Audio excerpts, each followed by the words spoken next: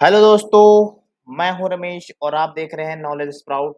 आज हम कंटिन्यू कर रहे हैं क्लास 10 साइंस का chapter 10, light reflection and refraction. पिछले पार्ट में हमने रिफ्लेक्शन के बेसिक कॉन्सेप्ट और लॉज पढ़े थे। आज हम बात करेंगे टाइप्स ऑफ मिरर्स और उनकी इमेज फॉर्मेशन के बारे में। तो टाइप्स ऑफ मिरर, लाइट को रिफ्लेक्ट करने के लिए हम अलग अलग टाइप्स के मिरर का यूज करते हैं। मेनली दो टाइप्स के मिरर होते हैं। कौन कौन से? प्लेन मिरर और स्फेरिकल मिरर। प्लेन मिरर क्या होता है? Flat and smooth surface, forms virtual, erect and same sized image. ध्यान रखना, ये क्वेश्चन पूछा भी जाता है एमसीक्यूज में कि जो प्लेन मिरर है वो किस टाइप की इमेज को फॉर्म करता है। ठीक है, तो forms virtual, erect and same sized image. ठीक है, यूज्ड इन बाथरूम मिरर्स। ठीक है, यानी कि जिसमें हम अपनी शक्ल देखते हैं उसकी बात कर रहे हैं। ठीक, तो आपको ये बात ध्यान रखनी है कि प्लेन मिरर कौन सा होता है। Next, spherical mirror. अब ये क्या होता है? Curved mirrors that are part of sphere, two types of. तो यहाँ पे आपको ये ध्यान रखना कि पहले कि स्फेरिकल मिरर्स कितने टाइप के होते हैं। कितने टाइप के होंगे? दो टाइप्स के होते हैं। ठीक है, कॉनकेव मिरर और कॉन्वेक्स मिरर। कॉनकेव मिरर, दोस्तों अब हम सबसे पहले समझेंगे कि कॉनकेव मिरर होता क्या है। ठीक है, तो कॉनकेव मिरर, अब एक चीज मैं आपको और बता दूं, यहाँ पे जो कॉनकेव मिरर है ना, इसी को ही हम कन्वर्जिंग मिरर भी बोलते हैं। तो आपको इसको लिख लेना है। ठीक है, कि कॉनकेव मिरर को ही हम कन्वर्जिंग मिरर भी कहते हैं। तो कॉनकेव मिरर पैरेलल रेज को एक पॉइंट पर कन्वर्ज करता है। क्या करता है? जो आपका कॉनकेव मिरर है वो पैरेलल रेज को एक पॉइंट पर कन्वर्ज करता है। ठीक, यूज्ड इन, अब इसका यूज कहाँ पे होता है? हेडलाइट्स, शेविंग मिरर और डेंटिस्ट मिरर में। तो यानी कि जो ये सारे, ऐसे तो जब मैं आगे यूज अलग से बताऊंगा वहां पे, बट अभी इंट्रो कर रहे हैं हम इसका, तो यहाँ पे भी आपको ये पता हो चल जाए तो बहुत अच्छी बात है कि इसका यूज कहाँ पे होता है। कि जो लाइट जैसे आपके रहते हैं ना, बाइक हो कार हो, वहां पे जो आपका मिरर यूज होता है ना। दूसरा, शेविंग मिरर्स, डेंटिस्ट मिरर, दोनों जगह ये यूज होता है। अब गाड़ियों में कहाँ पे? हेडलाइट की बात करता हूँ। ठीक है, image formation depends on object position. अब जो इमेज बनती है ये किस पे डिपेंड करती है? ऑब्जेक्ट की पोजीशन पे। ठीक, रियल और वर्चुअल, इन्वर्टेड और इरेक्ट, एनलार्ज और डिमिनिश्ड। कि भाई ये किस पे डिपेंड करेगा? सिंपल सी बात है, इसकी पोजीशन पे। राइट, नेक्स्ट आपका आता है कि भाई कॉन्वेक्स मिरर। अब कॉन्वेक्स मिरर को ध्यान रखना, इसको हम डाइवर्जिंग मिरर भी कहते हैं। क्या बोला मैंने? Diverging mirror. Convex mirror diverge करता है पैरेलल रेज को, यानी कि जो पैरेलल में रेज आएगी उसको क्या करेगा? डाइवर्ज करेगा। इसलिए कॉन्वेक्स मिरर को हम डाइवर्ज मिरर भी कहते हैं। ठीक है, अब यहाँ पे एक चीज ध्यान रखना कि जो कॉन्वेक्स मिरर है, यहाँ पे इमेज हमेशा वर्चुअल, इरेक्ट और डिमिनिश्ड होती है। ठीक, अब इसका यूज कहाँ पे होता है? अब जो भी गाड़ियों में शीशे रहते हैं ना ऐसे लगे हुए, जिसमें हम पीछे वाली गाड़ियों को देख पाते हैं कि पीछे से कि कौन आ रहा है क्या है। ठीक है, तो वहां पे हम इसको यूज करते हैं। उसको हम क्या बोलते हैं? Rear view. ठीक, तो rear view mirrors of vehicles, वहां पे इसका यूज करते हैं। अब रियल वर्सेस वर्चुअल इमेज, इसमें मतलब क्या डिफरेंस है? रियल इमेज क्या होती है और वर्चुअल इमेज क्या होती है? तो रियल इमेज मतलब formed when rays actually meet. Real का मतलब जहां पे rays actually meet can be projected on screen inverted. ठीक है, वर्चुअल में क्या होगा? Formed when rays appear to meet can not be project erect. तो ये बात को आपने ध्यान रखना है। राइट, अब जो जो मैंने आपको यहाँ पे बताया उसको आप अपने एनसीईआरटी में देख सकते हैं कि किसको क्या बोलते हैं। और यहाँ पे इसके अलावा कौन कौन सी ऐसी टर्म्स है जो आपको इमेज फॉर्मेशन से पहले पता होनी चाहिए। ठीक है, जब हम अभी अब आगे हम सीखेंगे ना इसका कि इमेज फॉर्मेशन, उससे पहले कौन कौन से टर्म्स ऐसे हैं जो आपके बहुत काम आएंगे, जो आपको पता होने चाहिए, तो वो भी हम यहाँ पे डिस्कस करेंगे। पहले पहले हम क्या डिस्कस कर लेते हैं कि भाई जो हमने अभी बात करी कि कॉनकेव मिरर, कॉन्वेक्स मिरर, है ना। कॉनकेव मिरर का जो शेप है वो कैसा होता है? और कॉन्वेक्स मिरर का कैसा होता है। तो देखते हैं, देखो, the reflecting surface of a spherical mirror may be curved inward और आउटवर्ड्स। तो ये बात आपको पहले ध्यान रखनी है कि कोई भी स्फेरिकल मिरर होगा, ठीक है, तो उसकी जो कर्व्ड है या तो इनवर्ड या फिर आउटवर्ड होगी। अब इनवर्ड वाले को क्या बोलते हैं और आउटवर्ड वाले को क्या बोलते हैं, दोनों को समझते हैं। A spherical mirror whose reflecting surface is curved, क्या बोला, a spherical mirror whose reflecting surface is curved inwards, यानी कि जिसकी रिफ्लेक्टिंग सरफेस कैसी है, इनवर्ड है, that is face towards the centre of the sphere is called concave mirror. यानी कि आप यहाँ पे इसकी इमेज देख सकते हैं। जब भी आपके पास कुछ इस तरीके से हो, देखो कर्व अंदर की तरफ हुआ है, तो इसको हम क्या बोलेंगे, concave, right. A spherical mirror whose reflecting surface is curved outward is called convex mirror। तो आप देखो यहाँ पे जो रिफ्लेक्टिव ये है कर्व, देखो कर्व कैसे को बन रहा है, बाहर को,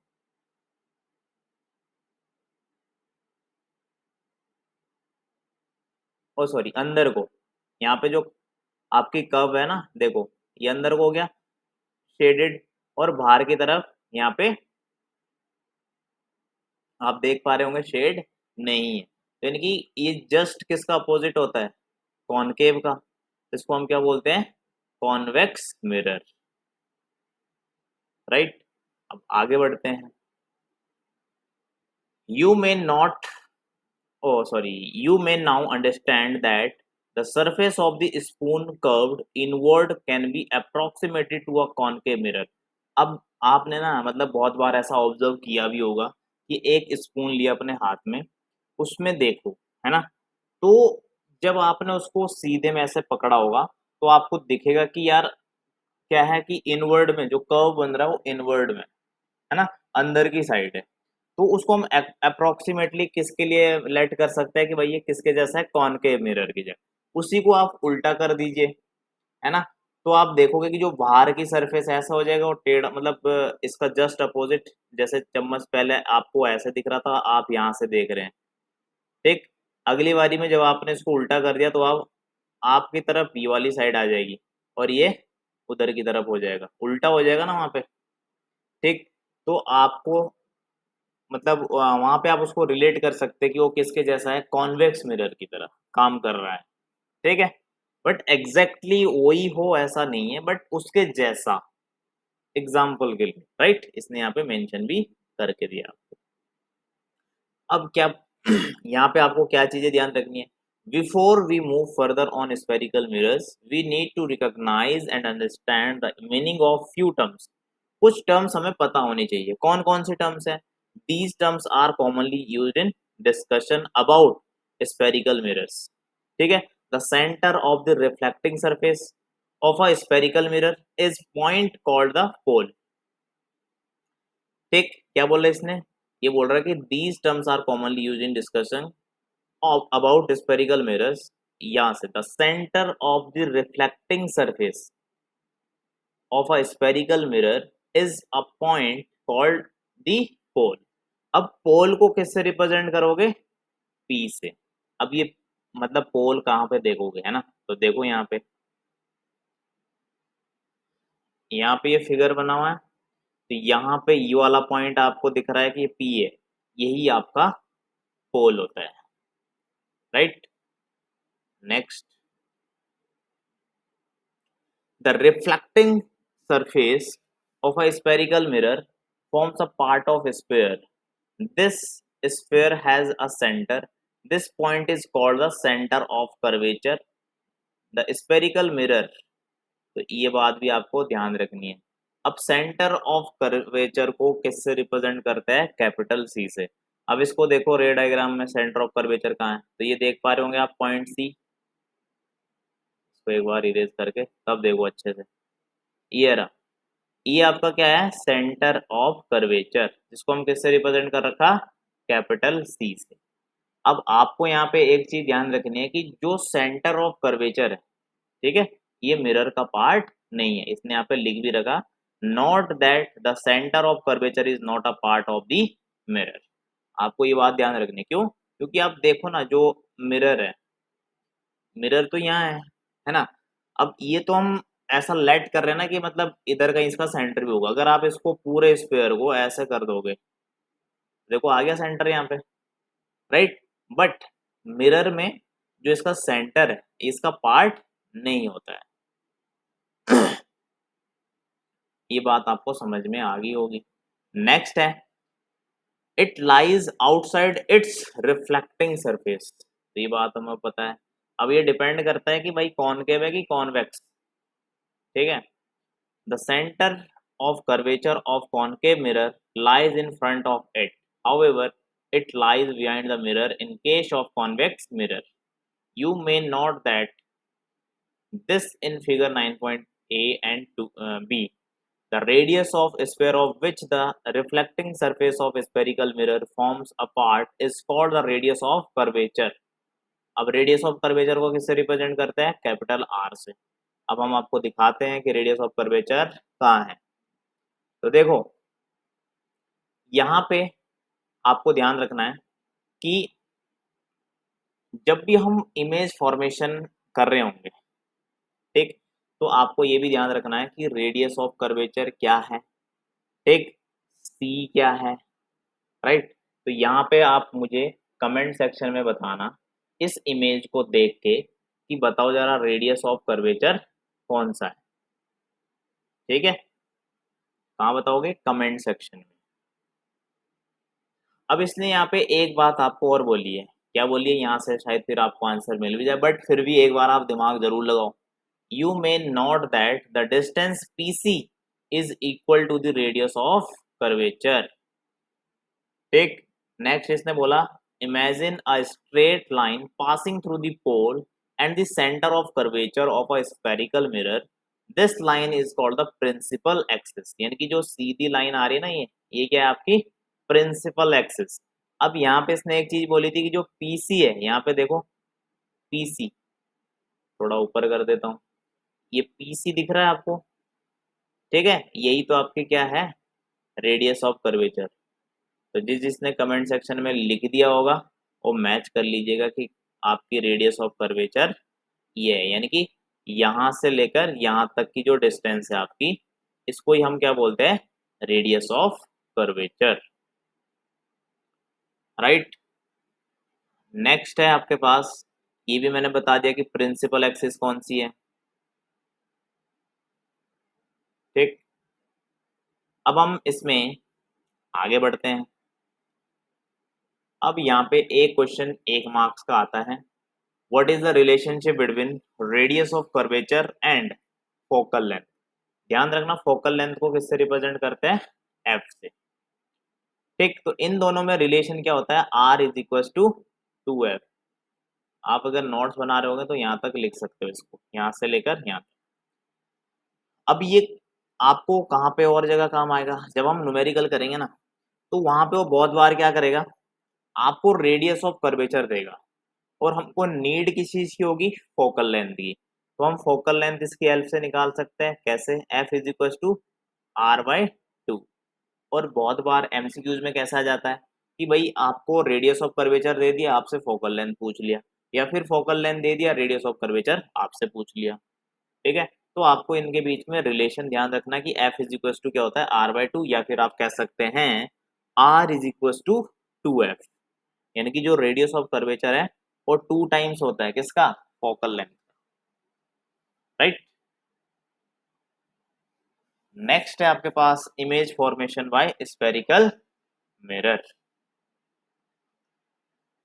अब यहाँ पे जो इमेज फॉर्मेशन है, ठीक है, उसके लिए ना ये जो टेबल है ये आपको याद रखनी है। इमेज फॉर्मेशन तो सीखना ही है कि कैसे हम रे डायग्राम इसको बनाते हैं, मतलब कैसे रिप्रेजेंट करेंगे। बट ये टेबल फिर भी आपको याद रखना है, क्योंकि अगर 1 नंबर का क्वेश्चन आया है, ठीक है, उसने बोल दिया कि position of the object at infinity, what is the position of image, तो आप उस समय ये ना हो कि वहां पे फिगर बना रहे, कुछ कर रहे, मतलब फालतू में टाइम वेस्ट हो जाएगा आपका। तो आपको डायरेक्ट याद रखना है कि मतलब अगर इन्फिनिटी पे है ऑब्जेक्ट, ठीक है, तो उसकी पोजीशन ऑफ इमेज क्या होगी और कहाँ होगी, राइट। तो इस टेबल को मेरे साथ साथ ही आपने देखना है, समझना है, ठीक है। तो देखो इसने क्या बोला कि position of the object at infinity, अगर तुम्हारी कोई ऑब्जेक्ट कहाँ पे रखी हुई है, इन्फिनिटी पे, ठीक, तो उसकी पोजीशन ऑफ द इमेज, उसकी इमेज की पोजीशन कहाँ पर होगी, फोकस पे। यानी कि इन्फिनिटी पे अगर कोई ऑब्जेक्ट रखा हुआ है तो उसकी इमेज की जो पोजीशन है वो कहाँ होगी, फोकस पे। Size of the image, next आता है कि भाई इसकी साइज ऑफ द इमेज कैसा होगा, तो हाईली डिमिनिश्ड पॉइंट साइज, क्योंकि इन्फिनिटी पे था ना, तो हम क्या बोलेंगे भाई, पॉइंट साइज, ठीक है। नेचर कैसा होगा इमेज का, रियल एंड इन्वर्टेड। तो फर्स्ट वाले को एक बार फिर से रिपीट करो, at infinity at the focus, यानी कि अगर हमारी ऑब्जेक्ट इन्फिनिटी पे रखी हुई है तो पोजीशन ऑफ द इमेज क्या होगी, फोकस पर। साइज ऑफ द इमेज क्या होगा, highly diminished point size. Nature of the image क्या होगा, रियल एंड इन्वर्टेड। नेक्स्ट है आपका position of the object beyond C, अगर आपका अब ये मतलब सी कहाँ है इसमें देख सकते हो आप, एक बार मैं दिखा देता हूँ ताकि आपको थोड़ा क्लियर है। वैसे मैं अभी तक बताया था मैंने, देखो यहाँ पे ये ना, अभी तक इसने बोला कि भाई इन्फिनिटी पे रखी हुई है कहीं, इन्फिनिटी कहीं है हमें नहीं पता कहाँ है इन्फिनिटी, ठीक। अब की बार ये बोल रहा है कि इसके जस्ट पीछे रखी हुई है ऑब्जेक्ट। अब इसके हम रे डायग्राम बनाएंगे, बट अभी आप पहले टेबल को साथ के साथ याद कर लो। अब सी के पीछे यानी कि इससे इधर कहीं रखी हुई है, मतलब ज्यादा दूर नहीं है बट इतना है कि सी के पीछे रखी हुई है। तो देखते हैं जरा सी के पीछे तो कहाँ बनेगा, बिटवीन एफ एंड सी। तो यानी कि पोजीशन ऑफ इमेज कहाँ पे होगी, अगर बियॉन्ड सी होगा ऑब्जेक्ट रखा हुआ तो बिटवीन एफ एंड सी। और साइज ऑफ द इमेज कैसा होगा, डिमिनिश्ड, रियल एंड इन्वर्टेड, ठीक है। अब देखो इसको याद करने का कैसा तरीका कि पहले इन्फिनिटी पे रखना है, फिर सी के पीछे रखना है, फिर सी पे लेके आना है। अब सी से आगे बढ़ता जाएगा ना, तो कहाँ आएगा, सी और एफ के बीच, क्योंकि सी से इधर की साइड एफ होता है, तो इनके बीच लाना है, ठीक। फिर यहाँ से कहाँ जाएगी इमेज आपकी, ओ सॉरी ऑब्जेक्ट एफ पे आ जाएगा। फिर जब ऑब्जेक्ट एफ पे आ गया उसके बाद कहाँ पे आएगा, लास्ट में तो इधर पी होता ना, जब हम ऐसे देखते हैं यहाँ पे तो पी है, तो सिंपल सी बात है पी से बाहर तो जाएगा नहीं, तो बिटवीन पी एंड एफ यानी कि इसके बीच में। तो कैसे भाई, सबसे पहले इन्फिनिटी, फिर सी के पीछे, फिर सी पर, फिर सी और एफ के बीच में, फिर एफ के ऊपर, उसके बाद पी और एफ के बीच में, राइट। तो यानी कि पोजीशन ऑफ द ऑब्जेक्ट आपको साथ के साथ याद होगी होगी कहाँ से स्टार्ट करनी है, इन्फिनिटी से। और इस फिगर को ध्यान रखना है, माइंड में रखना, फिर आपको ध्यान रहेगा कैसे। देखो पहले इन्फिनिटी पे रखनी है, फिर सी के पीछे, फिर सी पर, फिर सी और एफ, देखो एफ यहाँ पे है, सी और एफ के बीच में अगर इमेज रखनी है तो यहाँ आएगी, ठीक। उसके बाद कहाँ रखोगे, एफ के ऊपर, फिर एफ और पी के बीच में। तो जितने भी हमारी पोजीशन है उसके अकॉर्डिंग आती जाएगी। तो आपको याद हो गया होगा कि जब मैंने इन्फिनिटी पे बोला तो इन्फिनिटी पे तो कहाँ पे आया, पोजीशन एट फोकस, और साइज कैसा है इसका, हाईली डिमिनिश्ड, और नेचर कैसा है, real and inverted. Beyond C बोला तो एफ और सी के बीच, डिमिनिश्ड, रियल एंड इन्वर्टेड। तो आप एक चीज यहाँ पे देख पा रहे हैं कि जब तक ये एफ तक पहुंचता है तब तक इनका जो नेचर है इमेज का वो सारा रियल एंड इन्वर्टेड ही है।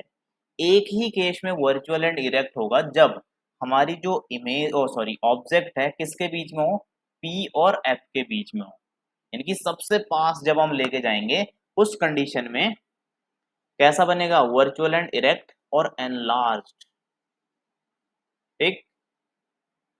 तो एट सी पे जब रखा तो पोजीशन ऑफ इमेज भी सी पे ही होगी, सेम साइज, ध्यान रखना। देखो जब सी पे रखा तो साइज ऑफ द इमेज भी सेम रहेगा, और नेचर कैसा, रियल एंड इन्वर्टेड। और ये सब किसके बारे में बात कर रहे हैं हम, कॉनकेव मिरर के, ये मतलब मैं बताना भूल गया था बट आपने देख लिया होगा। ये सब हम अभी कॉनकेव मिरर के बारे में बात कर रहे हैं कि कॉनकेव मिरर में इमेज फॉर्मेशन कैसा होता है। इसके बाद हम किसके बारे में समझेंगे, कॉन्वेक्स मिरर में, कि कॉन्वेक्स मिरर में इमेज फॉर्मेशन कैसे होता है। ठीक है, अब हम लेके आए इसको बिटवीन सी एंड एफ। तो जब सी और एफ के बीच में ऑब्जेक्ट को रखोगे तो आपका जो पोजीशन बनेगा इमेज का कहाँ बनेगा, सी के पीछे, बियॉन्ड सी। और कैसा रहेगा, enlarge, real and inverted, right. तो मैंने आपको यहाँ पे सारी बता दिया, शायद ये बच गया एट इन्फिनिटी वाला। तो एट एफ, जब एफ पे लाओगे तो कहाँ बनेगा, इन्फिनिटी पे पोजीशन ऑफ इमेज, ठीक है, highly enlarged and real and inverted, right. तो ये टेबल आपको बहुत अच्छे से याद होगी होगी। अगर नहीं याद हुई तो आप मुझे कमेंट सेक्शन में ज़रूर बता दीजिए। जब नेक्स्ट वीडियो में मैं, मतलब अगर आपने कमेंट में किया कि हमें समझ नहीं आया, तो जो मैं नेक्स्ट वीडियो बनाऊंगा वहां पे फिर सबसे पहले इसको मैं दोबारा से एक बार रिवाइज करा दूंगा आपको। अगर नहीं बताओगे तो मैं भी नहीं बताऊंगा, फिर नेक्स्ट टॉपिक पे सीधा मूव कर जाएंगे। ठीक है, तो आपने अच्छे से एक बार इसको रिवाइज करना है, आपको समझ आ जाएगा। तो दोस्तों आज के लिए इतना ही। अगर आपको ये वीडियो पसंद आया हो तो अपने दोस्तों के साथ शेयर कीजिए और उनको भी कहिए कि सब्सक्राइब करें, और अपने उन मतलब आपके दोस्तों के भी दोस्त होंगे वो उनको शेयर कर दीजिए, है ना। तो इससे मेरा भी थोड़ा फायदा हो जाएगा, सीधी सी बात है ना। तो मिलते हैं नेक्स्ट वीडियो में, तब तक के लिए keep learning, keep growing. Thank you so much.